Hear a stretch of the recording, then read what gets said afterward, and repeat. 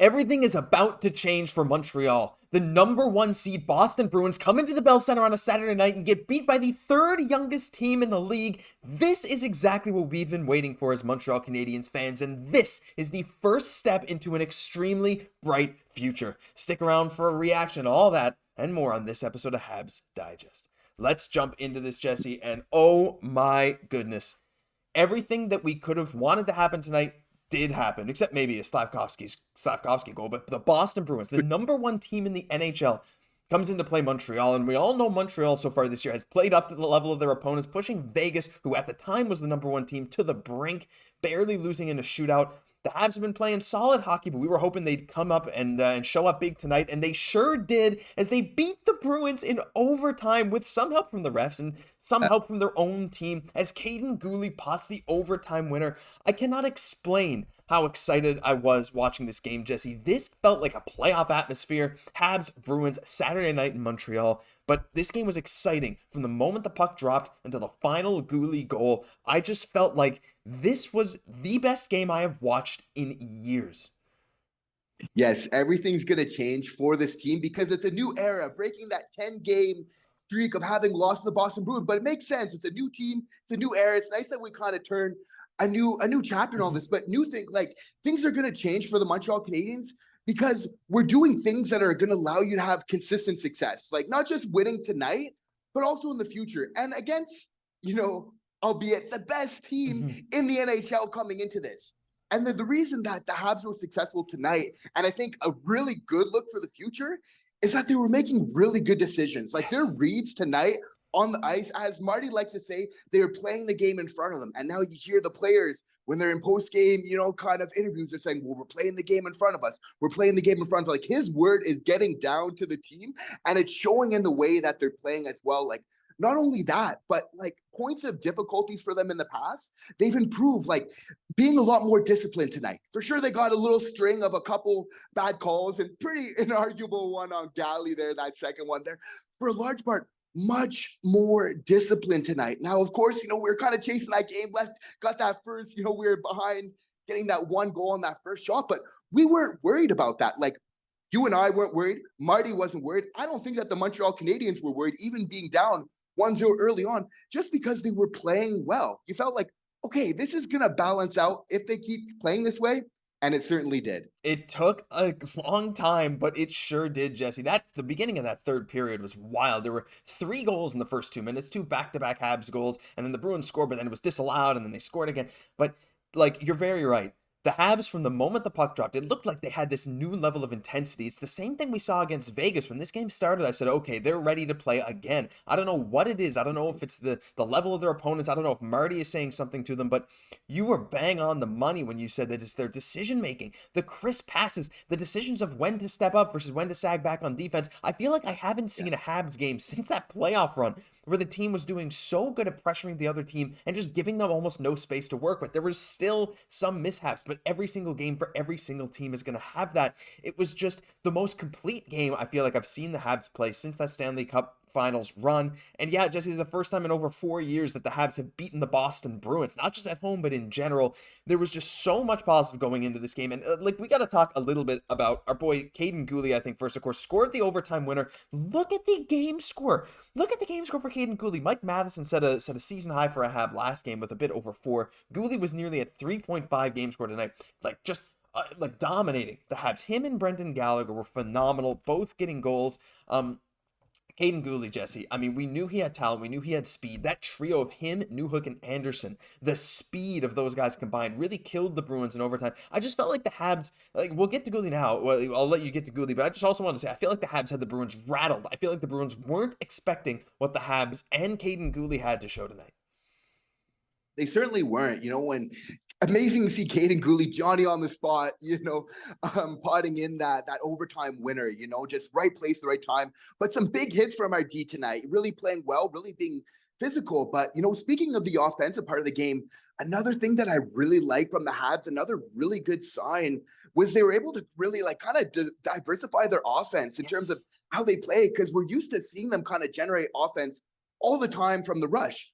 But in this game, they dominated offensive time against, again, the best team in the league, dominating in terms of comparisons of offensive time between the two teams. So that's really nice to see, kind of cycling the puck a little bit more and everything else like that, and kind of finding these other ways to win is very encouraging as well. Yeah, there was just so many other things, like little ways to win, and I feel like that specific sentence applies to no one better than Brendan Gallagher, right? Little ways to win in more ways than one. This guy, he is bouncing back like crazy. You just saw his game score. Rewind if you wanted to look at that again. But of course, he scored a goal tonight, and the goal he scored was about the most, it was more than a classic Galley goal. He dove on the ice to flop down and chop at the puck, and he put it in the net behind Jeremy Swayman off a rebound. It's something that, like, he hasn't scored a goal like that in a long time. It feels like this whole team has a rejuvenated energy. Tanner Pearson looks good. There was a point tonight where he was rushing for a loose puck and he looked like the fastest guy on the ice.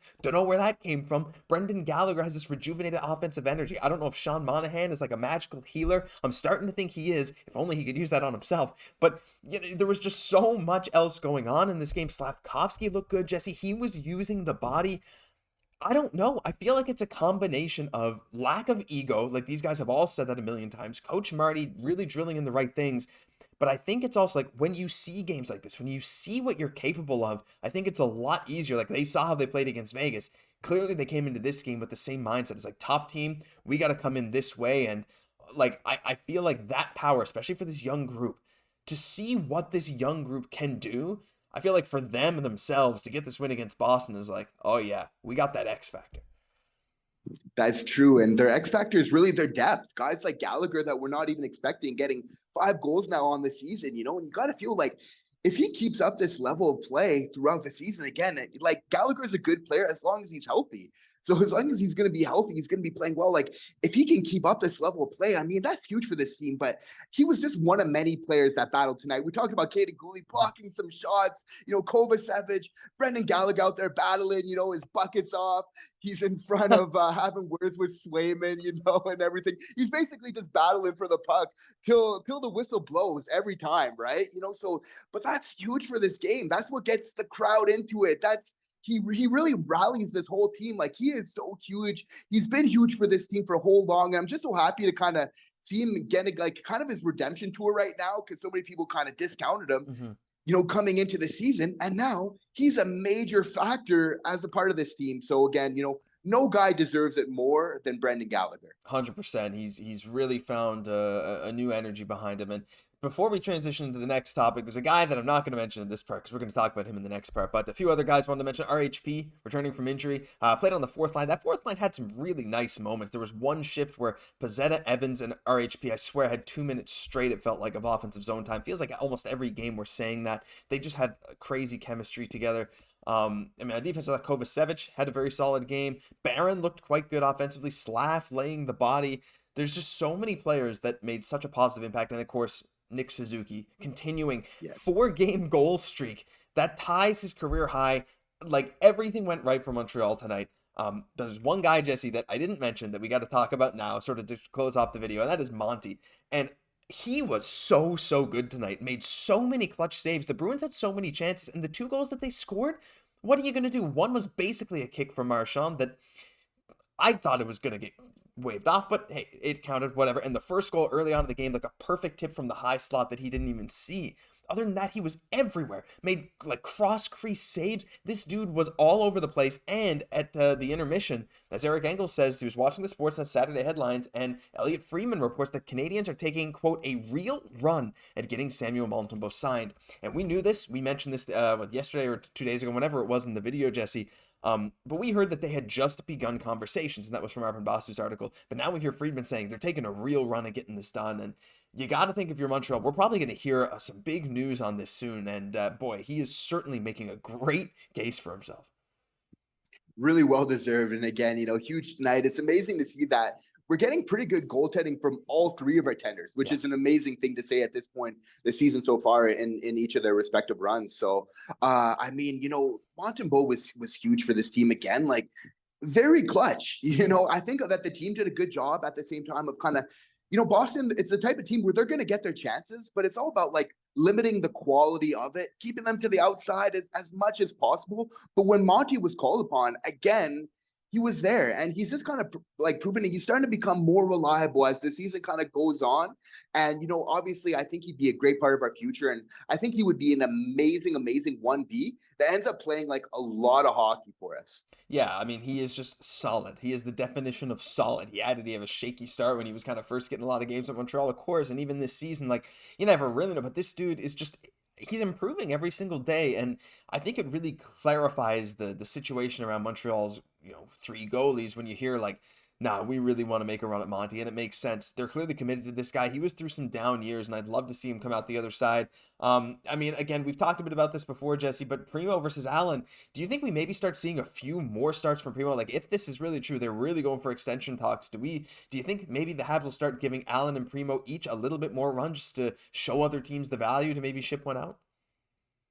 Absolutely. It'd be great for Kent Hughes. The more that Cayden Primeau plays well, the more he feels like, hey, maybe we can still trade Jake Allen and stay competitive, which, Kent Hughes, a competitive guy, Jeff Gordon, and company, Martin St. Louis, like they want to win, but they see Cayden Primeau playing well. They might just, be inclined to make such a move, so it's interesting to see. I think they want to be patient. I still think they want to see a little bit more from Primeau, but it'll be interesting to see how this plays out moving forward. For sure. But that'll do it for this insane edition to Habs Digest. If you enjoyed, leave a like, comment, subscribe down below. We passed 8,500 subs. Next goal is 10,000. We know we can get there soon. We know you guys have been supporting us from day one. Thank you so much for all the support. We really, really appreciate it. I'm Josh Goss, my co-host, Jesse Poirier. We'll catch you in the next one.